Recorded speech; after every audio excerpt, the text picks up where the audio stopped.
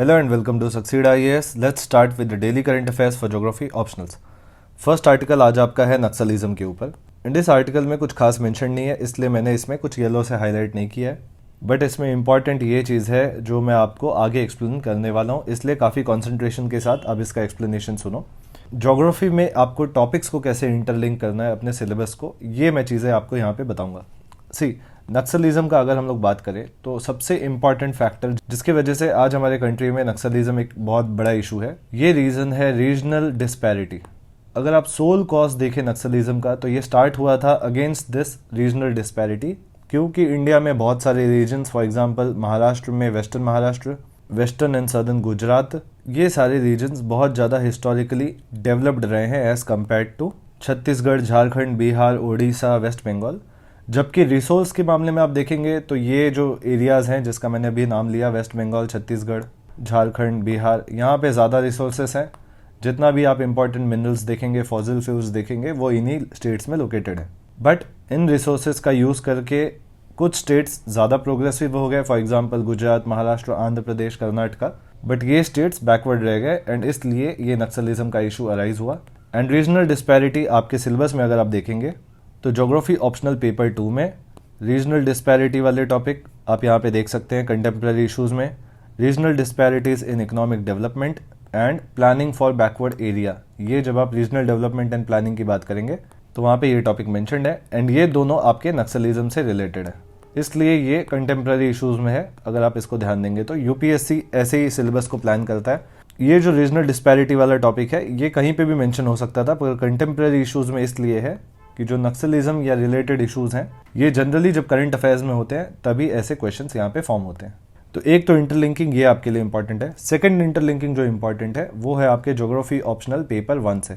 अब पेपर 1 में अगर पर्सपेक्टिव्स इन ह्यूमन ज्योग्राफी, ये टॉपिक जनरली स्टूडेंट्स को बहुत ज़्यादा टफ लगता है एंड इसका सबसे मेन रीज़न ये है कि शायद आपने जिससे ह्यूमन ज्योग्राफी सीखा है या अगर आपने खुद से किया है तो अंडरस्टैंडिंग आपकी वहाँ पे डेवलप नहीं हो पाई। वरना इस टॉपिक को अगर आप एज अ स्टोरी सुनेंगे कभी भी पर्सपेक्टिव्स इन ह्यूमन ज्योग्राफी को, तो सबसे इजी टॉपिक ज्योग्राफी में आपका यही है। इसमें देखिए ये section radicalism, behaviourism and human and welfare approaches, ये एक इम्पॉर्टेंट अप्रोच है। खास करके यहाँ पे हमारा फोकस है रेडिकलिज्म पे। सी रेडिकलिज्म जो है ये अप्रोच स्टार्ट हुआ as a criticism of quantitative revolution, positivism and traditional regional geography. तो रेडिकलिज्म स्टार्ट हुआ against the quantitative revolution, positivism and traditional regional geography. इस चीज़ को आप लोग याद रखो। एंड अगर आप रेडिकलिज्म का स्टार्ट देखेंगे तो अराउंड 1960s के आसपास से ये स्टार्ट हुआ यूनाइटेड स्टेट्स ऑफ अमेरिका में। एंड जो ट्रिगरिंग पॉइंट था जहाँ पे रेडिकलिज्म का आपको सर्ज दिखेगा, ये ट्रिगरिंग पॉइंट था वियतनाम वॉर। एंड यूएस में ये वियतनाम वॉर के अगेंस्ट बहुत सारे प्रोटेस्ट चालू हो गए। सिमिलरली एक और इम्पॉर्टेंट रीज़न था ब्लैक्स का जो मूवमेंट था इन इक्वालिटी के लिए वहाँ पे। एंड थर्ड इंपॉर्टेंट रीज़न था अर्बन गेटोस, क्योंकि अर्बन गेटोस में मेजरली पुअर पॉपुलेशन रहते थे एंड ये पुअर पॉपुलेशन और अर्बन रिच के अगेंस्ट एक सोशल इनइक्वालिटी या सोशल अनरेस्ट वहाँ पे चालू हो गया था। तो इन सब के बैकग्राउंड में आपका रेडिकलिज्म स्टार्ट हुआ। In short radicalism was inspired by Marxist philosophy and ये एक टाइप का रेवोल्यूशन था जहाँ पे सोसाइटी को ओवरटर्न करने की बात हो रही थी कि एक जस्ट और इक्वल सोसाइटी अब क्रिएट करने का टाइम आ चुका है। एंड अगर आप इंडिया में माओइज्म का या नक्सलिज्म का हिस्ट्री देखेंगे तो सेम पीरियड में 1967 के आसपास नक्सलबारी विलेज में, that is in West Bengal, यहाँ पे नक्सलिज्म मूवमेंट स्टार्ट हुआ। तो अगर आप ध्यान से देखेंगे तो रेडिकलिज्म एंड नक्सलिज्म ये ऑलमोस्ट सेम पीरियड में स्टार्ट हुआ, सेम आइडियोलॉजी से दोनों इंस्पायर्ड थे। इसलिए कभी भी रेडिकलिज्म के ऊपर क्वेश्चन आए तो यहाँ पे आप इंडिया का नक्सलिज्म इसको भी रिलेट कर सकते हो। सिमिलरली अगर नक्सलिज्म के ऊपर क्वेश्चन आए तो इंट्रोडक्शन या बॉडी में you have to mention the radicalism movement. And इस तरीके से आप देख सकते हैं कि कैसे आप ज्योग्राफी ऑप्शनल को एंड कंटेम्प्रेरी इशूज़ इन दोनों को रिलेट कर सकते हैं। एंड यही मैंने आपको बताया कि अगर आप स्टोरी के फॉर्म में अगर पर्सपेक्टिव्स को देखेंगे तो पर्सपेक्टिव से ईजी टॉपिक ज्योग्राफी ऑप्शनल में और कोई नहीं है। And most probably after the prelims एक ह्यूमन ज्योग्राफी के लिए स्पेशल बैच मैं स्टार्ट करने जा रहा हूँ, क्योंकि ह्यूमन ज्योग्राफी के लिए बहुत सारे इंक्वायरीज आते हैं कि सर कोई स्पेशल बैच है for the preparation of human geography. So I am going to start a separate batch just for human geography which will be covered in around 2 months। ज़्यादा बड़ा बैच नहीं होगा ये, क्योंकि यहाँ पे हम लोग सिर्फ ह्यूमन ज्योग्राफी देखेंगे, बोथ पेपर 1 एंड पेपर 2 का। नेक्स्ट आर्टिकल अगेन ये मॉनसून प्रेडिक्शन के ऊपर है एंड यहाँ पे जो प्रेडिक्शन है ये है आपका इंडियन मेटेरोलॉजिकल डिपार्टमेंट का।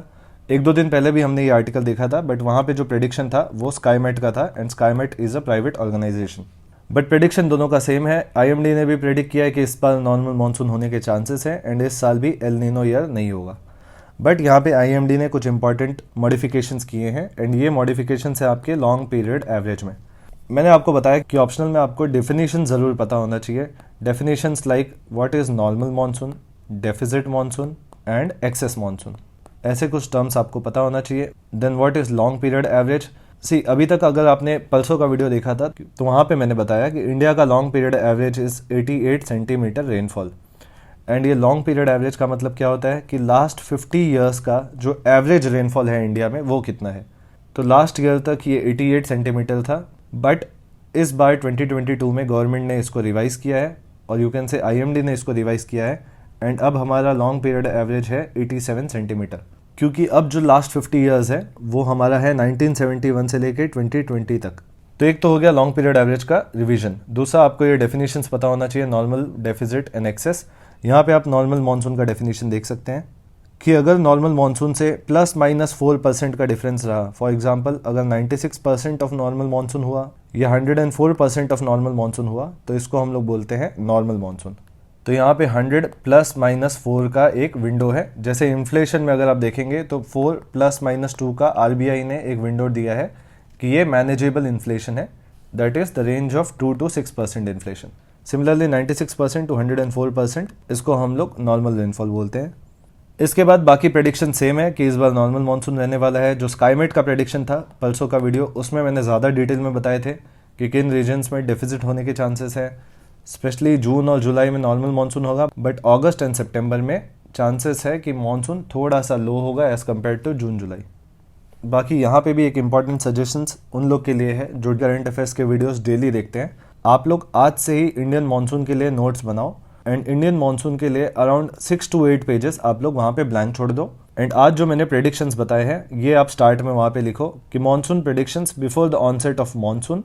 वहाँ पे आप ये फैक्ट्स लिख दो कि लॉन्ग पीरियड एवरेज क्या है, नॉर्मल मानसून का डेफिनेशन क्या है, फिर आईएमडी ने जो रिवाइज़ किया है, ये कुछ फैक्ट्स ये अपने नोट्स में आप लिख लो।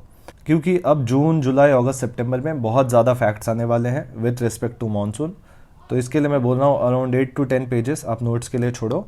एंड जब मेंस होगा आपका, दैट इज़ 16 सितंबर के आसपास, उस टाइम तक आपके पास बहुत सारे फैक्ट्स होंगे मानसून के लिए एंड एग्जाम में आपको ये हेल्प करेगा डेफिनेटली। एंड आज ज्योग्राफी ऑप्शनल के लिए बस इतने आर्टिकल्स थे। जिन लोग को ये आर्टिकल्स रेफर करने हैं वो टेलीग्राम चैनल से इसको डाउनलोड कर सकते हैं। टेलीग्राम चैनल का नाम है succeed IAS official. And that's it for the day. Good bye, take care.